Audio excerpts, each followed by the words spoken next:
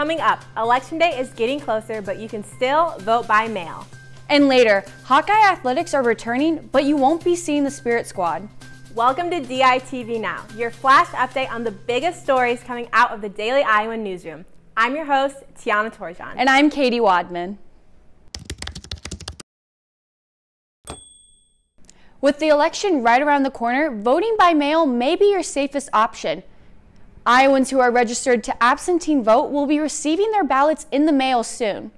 Once you receive the mail-in ballot, there is a specific set of instructions included in that absentee ballot that's sent to you. You have to fill out the ballot with black ink, put it in the privacy envelope, and then have it returned and postmarked by November 2nd in order for it to be counted. Voters must request a ballot by mail by 5 p.m. on October 24th. Voters must include their birthday, driver's license number, signature, and home address to request a ballot. If you know who you want to vote for, get out and do it now and don't wait till Election Day. It's a lot easier to vote by mail. Absentee ballots can be dropped off at any USPS mailbox or at the Johnson County Auditor's Office. Voting by mail allows everyone to stay safe while still making your voice be heard. The University of Iowa's transition to hybrid learning hasn't been cheap. The UI had to invest in additional technology to make sure students could attend classes virtually. That required some additional audio-visual equipment in about 330 classrooms.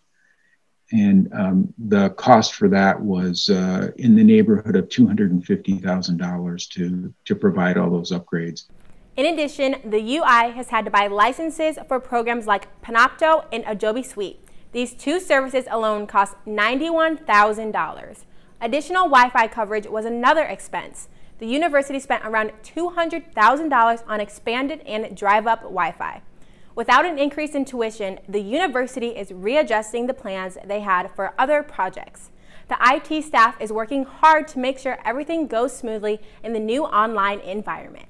One of the things that I'm not sure everyone appreciates is that we were able to be fairly successful. Not that there weren't bumps in the road, but we were fairly successful in making the transition to a more remote environment.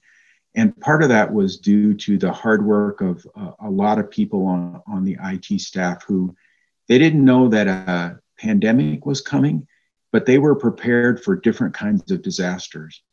Both the IT department and financial services have been working hard to make sure everyone has the right tools to be successful during the COVID-19 era. Hawkeye sports are returning at the end of the month, but the Spirit Squad isn't. DITV reporter Tiana Torjan has the inside scoop on what the team is doing in the meantime. There is nothing quite like game day in Iowa City, Iowa. The streets are filled with black and gold, and the infamous rock and roll song, Back in Black, is played loud and proud. But this year, things will not look the same for Hawkeye Nation. The University of Iowa recently decided that the Iowa Spirit Squad teams will not be allowed inside Kinnick Stadium. This includes the Iowa Cheerleaders, the Iowa Dance Team, Herky the Hawk, and the Hawkeye Marching Band. The cheer and dance teams are both a part of the Iowa Athletics Department. However, they are not being tested for COVID-19, which is restricting them from having official team practice. We've been having to practice everything over Zoom. And like with space constraints and stuff, there's only so much you can do. Due to these teams not being able to practice, a petition has been created and sent to the Big Ten. We started it, but it's not just about Iowa at all. This is about, every Big Ten band, cheer, and dance should be able to, cheer their team on and do what they came here to do. The individuals involved with the petition are hopeful that their voices will be heard and that these teams get to do what they love. I knew I wanted to cheer in college, and that's just kind of like the last step. There's nowhere else you can really go after college. And so to lose out on another year, it hurts. The members of these teams truly represent what it means to bleed black and gold, and they are a huge part of the game day atmosphere. Reporting from Kinnick Stadium, this is Tiana Torjan, DITV. Minnesota wasn't known for their massive pumpkins until Travis Geinger drove halfway across the country to enter his 2,350-pound pumpkin in a California pumpkin contest. The pumpkin won Geiger $16,450 and is the second heaviest pumpkin ever recorded at the California contest. But this isn't even the largest pumpkin to ever be grown. A pumpkin in Germany weighed in at a whopping 2,600 pounds in 2018. Yesterday, President Trump held his first rally since testing positive for COVID-19. He will host a series of events this week, including one in Iowa. This comes just 1 week after being released from the Walter Reed National Military Medical Center. The second presidential debate was canceled after President Trump declined to participate in a virtual debate. After the first debate, President Trump fell behind in the polls and tested positive for COVID-19. President Trump has increased his campaign events to show the polls and virus aren't slowing him down.